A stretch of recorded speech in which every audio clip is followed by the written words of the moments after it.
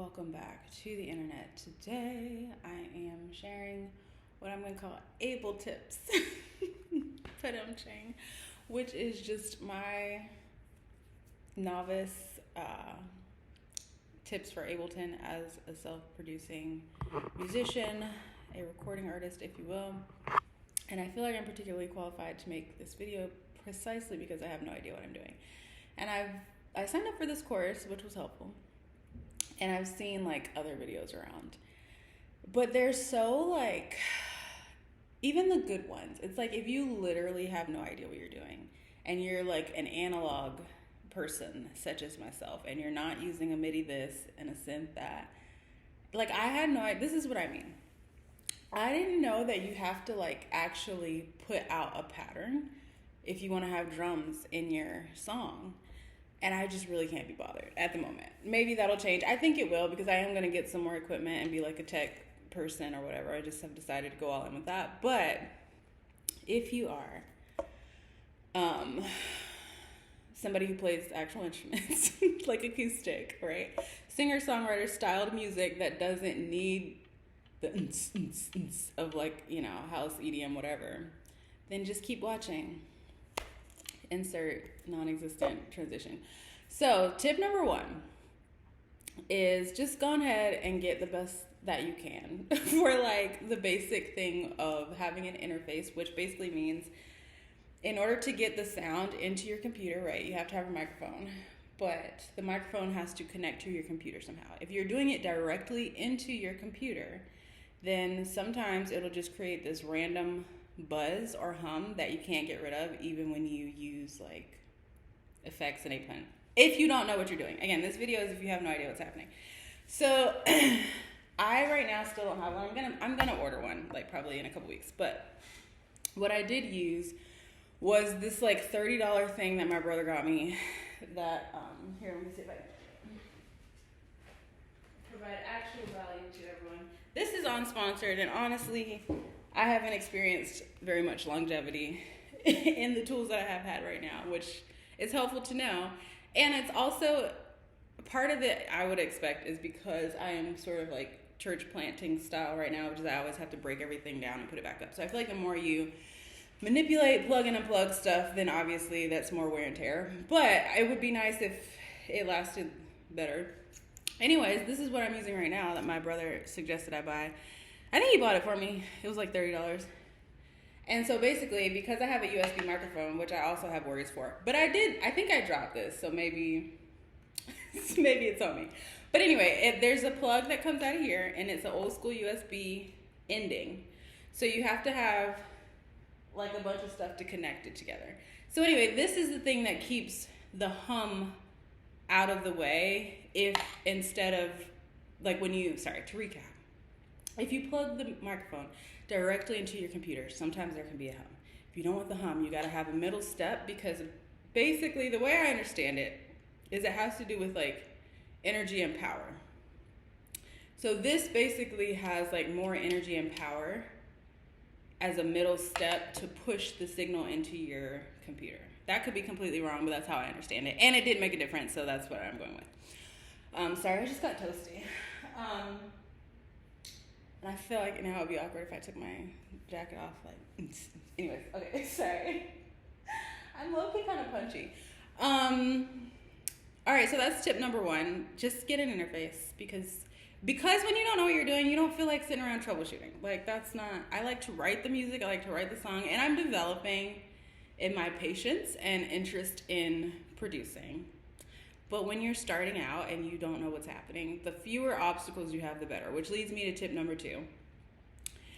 Latency in Ableton. Again, if you are recording yourself singing and playing a live instrument and you want to track them separately, which when I put out At Dusk, I discovered the value of tracking them separately because when I sat down to do At Dusk, I just played everything together in like a couple takes and then I picked the best take and then I just like layered, basically like sonic filters is how I thought of it. Because I like photography and I used to do photography a lot more when I lived on the West Coast. And so I got really good at like editing photos and creating like custom mixes for filters to like really capture the emotion of the moment and tell the truest story through the picture without over processing everything. And so similarly, when you're producing a song, you're trying to capture the emotion and tell the truest story and like make it approachable and more presentable to somebody who's not in that moment with you in the moment of creation, right? Because if you have a family photo album and it's like you're all there in your matching jammies, like nobody cares the quality because you remember that moment. But when somebody else sees it, like that's what Instagram has become, right? It's like, well, now we have to have a full-on photo shoot with lighting because somebody else has to see us all in our matching jammies. Like that's a different vibe, and you feel it. It comes across different when somebody's got a styled leaf photo shoot with like, 3.5 kids or whatever versus like when you're just taking candid photos and sharing them. So in order to be able to edit or produce each element of the song, you have to have separate lines for them. And there actually is. I learned on one of Ethan Davis's production videos that he has on YouTube. And his is also the course that I had signed up for. But there's like this AI tool that if you put in like a voice memo, it can split the vocal from the instrumentation, which is really cool and can come in clutch. But there's still a part of me that's like, AI, and like I don't want to do that. And also if you just, like you're not working from a voice memo, right? You might as well just do the whole thing. Then you will need to track each part separately so that you can edit them separately. So like, for example, if you listen to my song, Number of Days, that's on my new album At Dusk, there's this part where I think it's like towards the end of the song. The best take that I decided to go with, there was like this part where like my vocal was like really sharp and loud, and I couldn't like do anything about that and not also impact the guitar. So I ended up having to just like splice out the syllable or like introductory breath of that note by silencing everything in one track, because you can duplicate tracks at least. So basically I had one track that had like everything, me playing and singing together at the same time, because that's how I recorded it. I copied that track, which still has everything like singing and playing together. But in one version of it, I took out that piece where I was like too loud because I couldn't edit my voice without silencing the guitar. Hopefully this is all making sense. In order to avoid having to do that, and in order to have full or more control over each element of the song, you want to record each element separately, as people probably think of when you think of like somebody recording in a studio or recording, like you think of like somebody with headphones listening to an instrumental track and singing with it, right? But sometimes if you try to do that, when you go back and listen, the voice will be like later than the music. Even though when you're doing it, it feels like it's happening together. There's something called latency that can prevent the actual recorded data from syncing up. So I watched like 2 or 3 videos about this to try to figure out like how to get rid of latency, because I wanted to try to track things differently on my next situation that I'm trying to do. And it was like, it felt very up here. A lot of it had to do with like if you're using this MIDI and that thing, and it was like, what I figured out is if you look in Ableton, there's on each track, because I also use, I think what's called arrangement view rather than session view.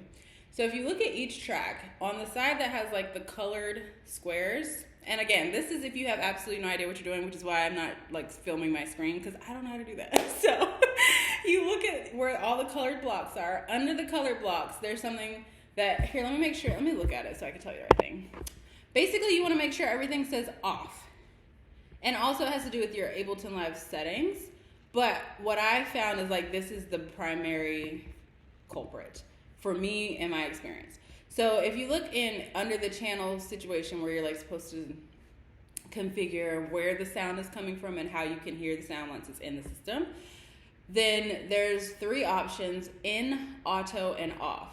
If you have it on auto, it still has like this degree of latency. If you put everything on off, what I found this past week when I was working on some stuff is that there's no latency. So for somebody who has no idea what they're doing, they're just recording themselves playing an instrument and then they're going to sing, that I think is probably going to be the most simple way for you to overcome latency and not have to spend a lot of time trying to figure out a bunch of other settings. Maybe in the future, if I felt so inclined and learned something else, and I find that that's not sufficient for like still doing singer-songwriter style music and tracking like live instruments, then I can always come back and tell you guys something different. But that's what I figured out. It's just so far what we have is actually invest in an interface so you don't have random humming. Number 2, put the thing on off instead of auto. You don't even have to know what all it does. If you want to know, then there's, again, really great videos that explain in great detail what it's supposed to be doing. I don't care. Like, I just always think of that. What's his name? Stephen A. Where he's like, I'm going to tell you right now, we don't care. I don't care. I just want it to sound good, right? I want to sing into the thing and have it match up and sound good. That's what I'm here for. So those are 2 tips. I feel like I had another tip. Oh, I do have another tip. If you have a still small voice, listen to it, okay? There have been several instances recently where I just have felt like I shouldn't have to heed a random warning that turned out to not be so random after all. So like even yesterday, I went to a coffee shop to have breakfast and I was gonna put hot sauce on my sandwich and it was like, I opened the packet, but it was like not coming out. And so I was like, I guess I could open it more, but I just didn't feel like this is how life works, okay guys? Rather than put the sandwich down and open the actual packet of hot sauce more so that it could just come out onto the sandwich, I'm like squeezing it and it squeezes all on my shirt. And I washed the shirt like twice and it's still here. You can still see the stains on it. But, and then I also got on my jeans. And so now my jeans and my shirt, which are 2 of my favorites, but they're also like old. So I'm like, whatever, I just will replace them. But it's like something to pay attention to. Like you could have avoided all of this by putting the sandwich down and just opening the packet. And it's not even like I'm somebody who doesn't think of those things. Because it's one thing, like some people just identify as like clumsier people or they don't really care. They're always like having a mess and they don't care. But like I had the thought like this is not going to turn out well. But I was like it'll be fine. And then I ruined my whole outfit. Similarly, I was in Ableton the other day tracking these songs. And for this particular thing that I'm working on, I'm still thinking I'm probably going to record guitar and music at the same time rather than track them separately. But I am also planning equipment purchases to not have to do it that way moving forward and to just again become a better producer and like put in the effort and the work to learn something new because I'm still alive, amen. So anyway, I like recorded these 2 takes and they were like clean takes and I was like blessed, like that's gonna be so good. And then I was like I should listen to these, but I was like no, I'm on a roll, like I'm gonna take one more 3rd take. Well, the 3rd take was like absolutely perfect, but I listened to it and my microphone just didn't work. Like nothing had recorded and I was so angry. And I was like, I should have just listened to it. And like, that's gone forever. You know what I mean? Like the Lord is helping me not think of with a scarcity. And I'm not into like new age word stuff, but like some words just mean what they mean, right? So like to not have a scarcity mindset when it comes to like takes. Like there's an abundance of good takes. If I give myself time, then I can get another good take. It's not that deep. But at the same time, if you can avoid losing good work, just listen to it. So if you feel like, maybe I should test this setting out before I just sing through this whole 3.5 minute song, or like, maybe I should listen to how things are going so far, just take a minute and just listen to it. Like, for me with At Dusk, I just needed to get it out. And I knew it wasn't going to be perfect, and I knew the more I labored over it, the more perfectionism was going to kind of prevent me from just releasing it and letting it go. And so I needed to just do that with that one.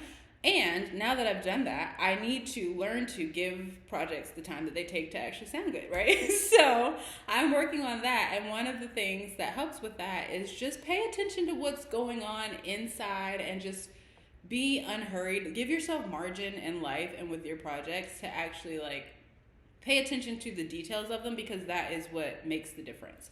And thirdly, I just am learning to not take things so seriously. Like I shared on my podcast about how like a few years ago when I first was like, okay, I need to make music apparently. Like it's in me, so I got to get it out somehow.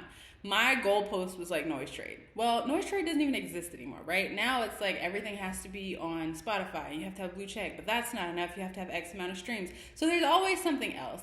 But there's something about the Lord just kind of like discipling me and teaching and instructing me through play to where like I don't like, I don't care. You know what I'm saying? Like, I'm just going to put it out there because I feel like it needs to be out there in the airwaves, and I'm going to try to get better at it each time. But it's like not that deep, you know? So that's why, like, I'm thinking that now that I have more equipment and fewer excuses, rather than just kind of put up a YouTube video because it's like, well, this is just a YouTube video. Like, no, sit down, record the song in Ableton and actually release it, right? Like, take the time to just put it out there for real instead of just doing, like, YouTube videos. And that's not shade on anybody else. Like, if YouTube is your thing and that's all you want to do, cool. But I know for me, I have gotten to a place where, like, I need to just be better and do better. So that's what I'm going to try to do. I hope you guys enjoyed my Ableton tips. And I did try Logic Pro for like 3 days, and I couldn't with it. It just wasn't. I mean, because by that time, it's kind of the same reason that I play guitar left-handed. Like, it was an accident to start out with, but by the time I realized that I was going to keep doing it, my brain was already like, nope, this is what we're doing. So I didn't actually buy Ableton ever. I made my whole album on the 30-day trial, and then Ableton 12 came out, so now I'm on the Ableton 12 trial. I am going to buy it and be legit, but I just haven't done it yet. So anyways, whoever stumbles upon this video, or if you're one of my regular listeners and you have songs inside of you and you feel compelled to share them, then maybe this will help you in your journey. So I'm going to actually work on that now. I'm going to do a little bit of soul work is what I call it, which is basically just like journaling and connecting with the Lord, and then I'm going to sit down and work on this project. So hope you guys have a great week. Happy Sunday to you all. And happy Easter next weekend. He is risen indeed. Amen. I'll be back to chat to you soon. Bye.